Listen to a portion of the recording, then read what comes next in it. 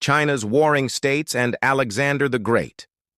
In the East, the Zhou dynasty's mandate of heaven had run out after 800 years, leading to a period of conflict known as the Warring States.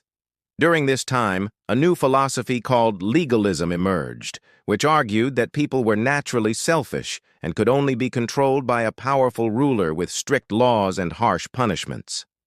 In Greece, in 356 BCE, the greatest commander in history was born, Alexander the Great.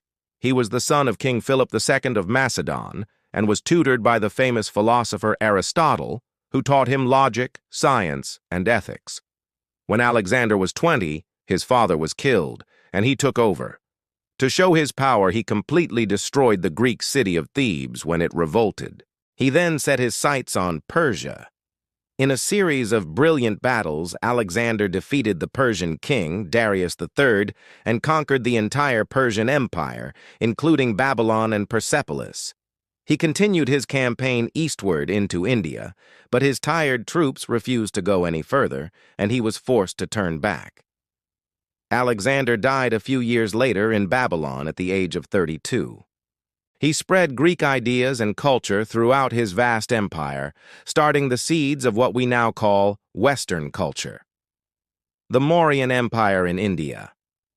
After Alexander's failed invasion of India, a powerful new empire emerged there called the Mauryan Empire. Its leader, Ashoka the Great, expanded the empire through a very bloody war against the kingdom of Kalinga. The war caused so much death that Ashoka felt terrible. He turned to the teachings of the Buddha and began promoting nonviolence. Ashoka issued orders, carved on rocks and pillars across his empire, that encouraged kindness, respect for all religions, and the end of slavery, the Hellenistic world, and the Punic Wars. After Alexander died, his empire fell apart.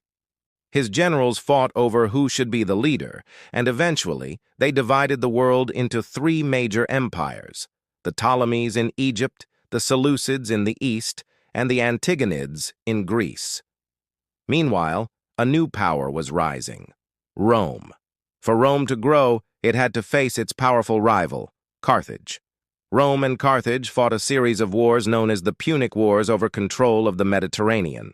The First Punic War ended in 241 BCE with Carthage's defeat. The Second Punic War began in 218 BCE when the Carthaginian general Hannibal famously invaded Italy with his army, which included elephants. He won several major battles, but was ultimately defeated by the Roman general Scipio Africanus at the Battle of Zama in 202 BCE. This war resulted in the complete defeat of Carthage. It was now clear that it was time for the Romans to take control of the West. The Qin and Han dynasties in China. In the East, after the Warring States period, Qin Shi Huang and the Qin dynasty came to power, 221 BCE to 206 BCE. He was determined to unite China and ruled with the harsh ideas of legalism. However, his dynasty did not last long. After his death, a leader named Liu Bang led a revolt and established the new Han dynasty. Instead of legalism, Liu Bang based his empire on the ideas of Confucianism, promoting moderation and virtue. During the Han dynasty, silk production grew, and merchants began traveling along the Silk Road to sell it to the Middle East and Europe.